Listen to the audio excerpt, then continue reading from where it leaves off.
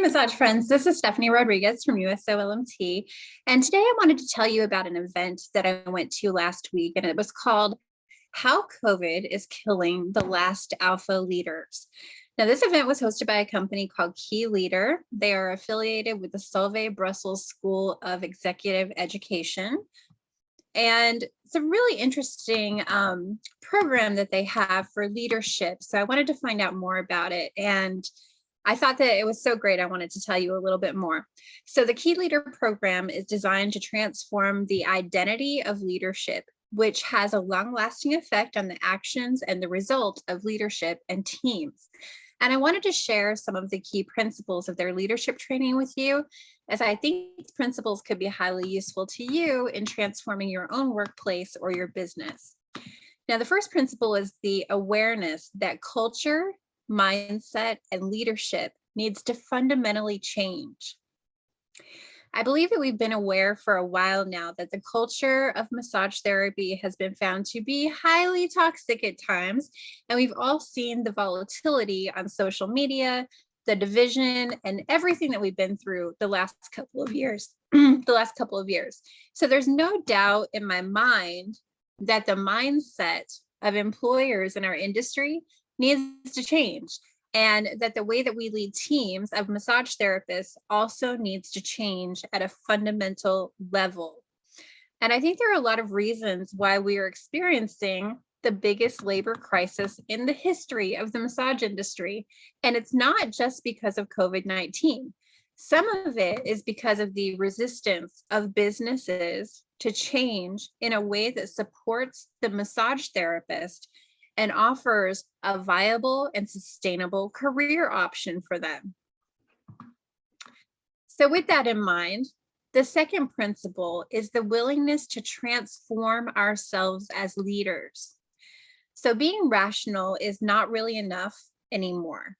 To get ahead in today's market, you cannot compensate by doing more. You have to actually be more. So what do your employees want you to be? They want you to be respectful. They want you to be caring. They want you to be empathetic. They want you to be understanding, authentic, and empowering. Your employees want you to recognize their value, and they want you to take care of them accordingly. Now, to be this might require some big shifts for you as a leader, but these shifts are not impossible. The third principle, building on that, is the willingness to go deep into the latest neuroscience, like emotions and somatics, the mind-body connection that we are always talking about in massage therapy. Now, change happens through your body, and it happens through your emotions. They talked about the thinking brain and the emotional brain and the survival brain. Now, I believe all of us have been in survival mode over the last 2 years, but some of us have been affected much more than others. So the first thing that you'll want to look at is how survival mode has affected you as a leader, and how has it affected the people that work for you. So what part has your emotional brain played in how you've been feeling and how you've been coping over the last 2 years? And what part of the emotional brain of your employees, like what part has that played in how they have been feeling and how they have been coping over the last couple of years? And then you'll want to look at what changes have occurred in our bodies as a result of what's been going on. Now, I personally do not think that we will see the full effects of the pandemic for another year or two. I think a lot of people in our industry coped by just continuing to keep moving. They wanted to get back to work as soon as possible, and they just continued despite everything that was happening around them. And, you know, that is one way to deal with grief and trauma, but it's also a survival mechanism, and it is a path to burnout. And we might not see the effects of that for quite some time. The fourth principle is the readiness to let go of control and trust our people. Now, this part can be really difficult for a lot of leaders and a lot of business owners.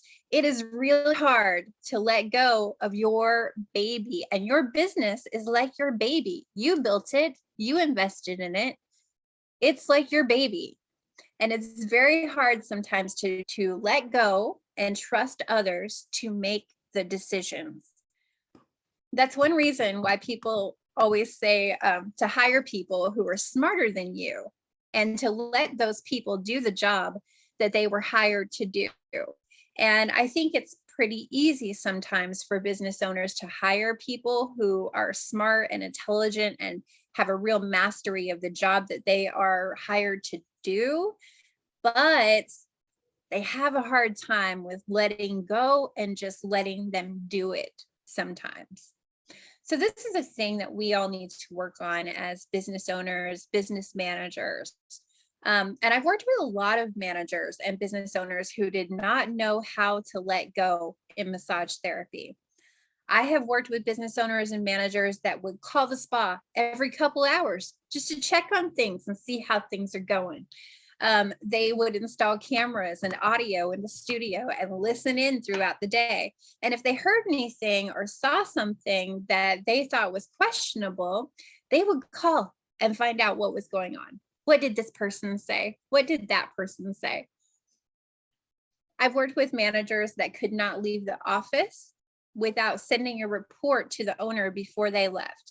And I mean a play-by-play of everything that happened during the day. And as a business owner, all of these methods, they do not empower your people. These are methods of control. And you might think that you are holding them accountable, but what you're really doing is you're showing them that you do not trust them. Now, the fifth principle is an openness to counterintuitive techniques, like slowing down to speed up, managing your energy, centering, grounding. And I think that most leaders know what they should do, and they try their best. But when they are under pressure to perform or they get stressed out, they go back to conditioned behaviors. And I think there's also some leaders out there that believe they don't even have a choice. They have to keep doing things the same way. They have to keep saying yes when they should say no. And they're not able to just stop and to adjust when it's necessary. And when this happens, usually what happens is a manager or a business owner, any kind of leader, will revert back to old habits. It'll be things like micromanaging, impatience, too much control. And managing stress is really the key to succeeding in leadership. And then the sixth principle is a willingness to put your ego and your status aside and question the status quo. Now, the ego is that part of us that gives us our sense of self-importance. I would be willing to say that most business owners and managers, people who have made it into positions of power, also carry with them a powerful ego. It is necessary in today's times to set that ego aside, set aside your status, set aside your power, and just observe and question like an equal in your business. I personally would like to see everybody involved in massage therapy today to take the time to start questioning the status quo. Question what is going on at the national level and at the state level that is affecting our businesses. Question what's going on locally that's affecting you. And then finally, take a good look inside your business with humility and a willingness to learn and find out what's really going on in there. What is happening with your people? Are the rules and the regulations and the policies and the procedures and the institutions that we are working under serving us as a profession? Are they serving your business? Are they serving you? Are they serving your team? All these questions need to be answered. Now, I know that many leaders in massage therapy are so busy, they do not have time to stop and transform. But I can tell you right now that this is the biggest mistake that they will ever make. Have you ever heard that saying, if you don't have 10 minutes to meditate, then you should meditate for an hour? The same principle should be applied in your massage business. Now, prior to the pandemic and in slower times, these times called for habits like being action-oriented, managing your time wisely, delivering everything that was expected, all on time, convincing people by talking to them, and staying in control of people and processes and things. Today, we are moving much faster, and there is a call for more digitalization and innovation, even in the massage workplace. It's calling for habits like being able to pause and manage your interpretation of what's going on first, managing your energy, managing your fears, and focusing on what needs to happen by saying no to other things that maybe don't need to happen right now. It also kind of requires accepting some chaos and also letting go and empowering people by listening to them, by valuing their input, by implementing their ideas, and by building trust in the workplace. Now, when a team of employees has a manager and a business owner who stays calm and empathetic, the productivity and the agility of that team can rank at 79% or higher. When a manager or a business owner loses their cool and they become unempathetic to their people, the productivity and the agility of that team can drop as low as 5%. And that's really bad for business. Now, when a team of employees has a manager and a business owner who can trust them and lets go and empowers them to make decisions in the business, the productivity and the agility of that team can rank at 75% or higher. And when a manager or a business owner cannot trust and let their people make decisions and can't let go, that productivity and agility number on their team can drop as low as 1% in the business. That is very, very low morale, and you don't want that in your business. Now, according to Key, there are 7 levels of leadership, and I would like you to listen carefully and to identify which level that you're at in your business. Now, the first level is the crisis manager. The crisis manager ensures viability, financial stability, profit, safety, and the health of the business. But they're constantly putting out fires. They are reacting instead of actually choosing how they're going to do things in their business. They're just reacting to things and making sure that they stay stable. Okay. The second level is the relationship manager. Now, the relationship manager supports relationships. They ensure customer satisfaction. They are very focused on connection, showing respect, mutual respect in the workplace, listening, and keeping open lines of communication going in the workplace. And the third level is performance manager. The performance manager is focused on achieving excellence. They're looking for quality, they're looking for results, they're looking for competence, self-esteem, productivity, and efficiency in their business. Now, I would venture to say that a lot of massage therapy business owners are in this third level. They really want to achieve excellence in their business. They want to achieve excellence with their teams. But to transition from management into leadership, there's a transitionary phase here, and that phase is the facilitator and the innovator. Now, the facilitator and the innovator is courageously evolving. They are empowering their people. They're focused on accountability. They are taking risks in their business. They're being agile, and that means being able to move quickly and easily.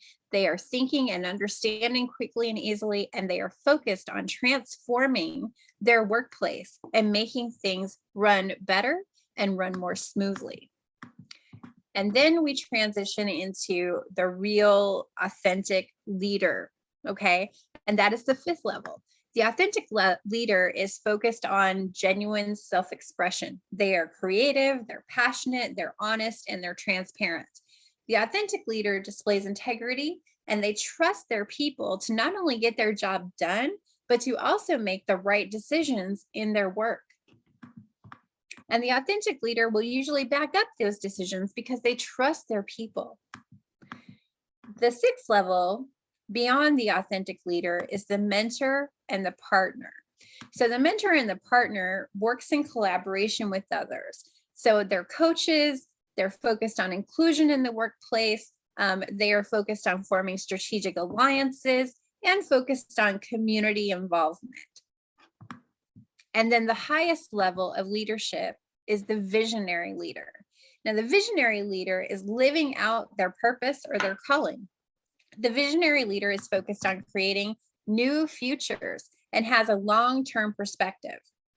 Visionary leaders are focused on sharing their wisdom, they're focused on ethics, and they believe that they have a social responsibility to the world to fulfill their purpose or their calling. Now, I want you to think about what type of leader you are and how you can increase and advance your skill set to transition into the highest level of leadership, that visionary leader. A visionary leader has all of the other skills that are below that, but they also have that higher level long-term vision. Now, in 2022, the most valued leadership traits by employees are empathy, humility, letting go, listening, accepting feedback, and trust. Those are the things that they want from you as a leader. Now, with the right motivation, your people are empowered to achieve mastery of their craft. And with mastery, an employee should be receiving autonomy in the workplace. And with autonomy, your people are able to take ownership and to live their purpose within your business. So this is the future of leadership. Thanks for joining me today. I'm glad I was able to fill you in on how COVID is killing the last alpha leaders. This is Stephanie with USOLMT. I hope you found this information helpful. You have a great week.